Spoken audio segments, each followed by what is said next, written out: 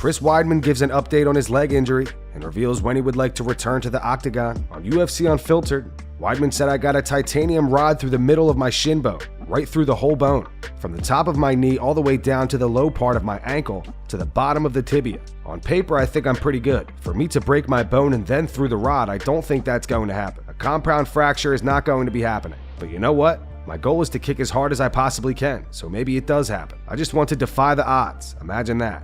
I'm good. I'm pretty much there. When I'm up on my toes and stuff like that and I start bouncing, I get a little pain on the shin and stuff. But they're saying that is based on the quad and the calf need to get a little bit stronger still. When that happens, I'll be good. I'm just doing physical therapy and still working on that. I think in the summer, sometime in the summer. I was saying June, but I'm thinking maybe International Fight Week. Sometime around that period. I'll be good to go at 185. I got down to 210 for this grappling event and my weight's not flying back up again. So I'll be good. I'll be good to make 185 now." Here is Dana White's latest edition of kItFriday. This time Dana has an April Fool's cake pop. What's up, everybody? It's Friday here at UFC headquarters. This is my assistant, Nicole, and we will be trying the chocolate pops. Skewer roasted Brussels sprouts onto lollipop sticks, dip it into melted chocolate, cover it with sprinkles, then puke. She claims she doesn't like chocolate. Who the hell doesn't like chocolate? It's not even possible. Here we go.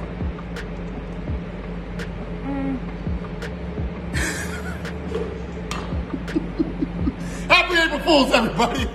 Have a great day. Nothing smells good. I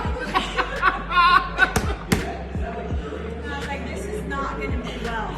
It's all over her front teeth. That thing smells weird. Sorry. Oh, happy April Fools. Oh my God. Oh, that's awesome. Michael Bisping and John Anik on the Anik and Florian podcast react to Israel Adesanya once again being the favorite leading into the fourth fight with Alex Pereira. The two are set to fight next weekend at UFC 287. Izzy is the minus 155 betting favorite. Alex Pereira is a plus 135 underdog.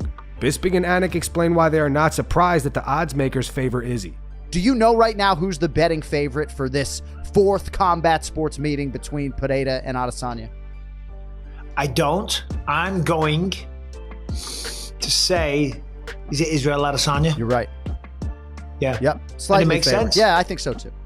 I think it makes sense. I mean, he was masterful throughout 4 rounds. He was the better grappler. He took him down. He almost finished him in the first round. He was clearly the better kickboxer. However, history has shown that every time they compete, one man wins every time. And that has been Alex Pereira.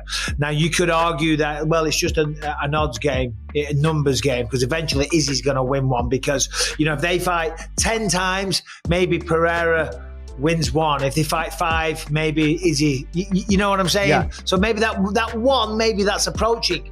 I think for Izzy, he can take away a lot of credit to himself in that fight. He did well. He was the more technical fighter. He did get the takedowns. He was trending to win.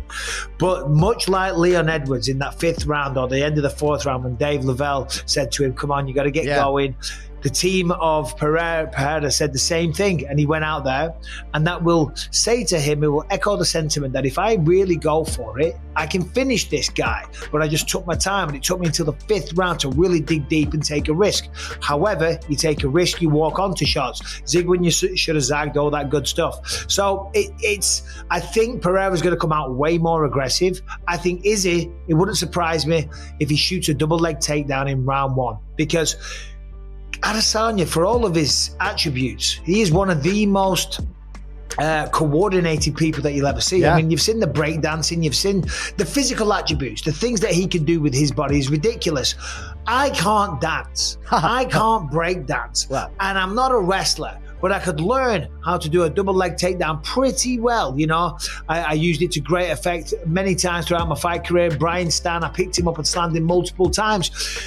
If I can do that, if I can learn how to do a double jab right hand, feint that, come on low, level change, grab hold of Brian Stan and pick him up and put him down, well, I'm damn sure that Israel Adesanya can. And he already showed that he was the better grappler in the first matchup in the UFC. So it's a very interesting fight. So in yesterday's video, we reported on the MMA community's reaction to Hasbulla's cat video. If you missed that video, go check it out. Hasbulla has since released a statement today. He posted this to his Twitter. He wrote, "For everyone asking me without the full picture.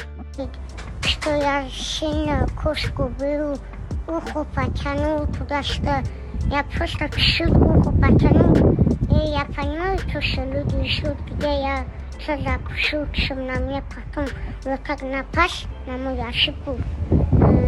Типа, ты это делаешь, ты не то делаешь. Потому что она фигню сказала, я чуть ухо потянул, и все.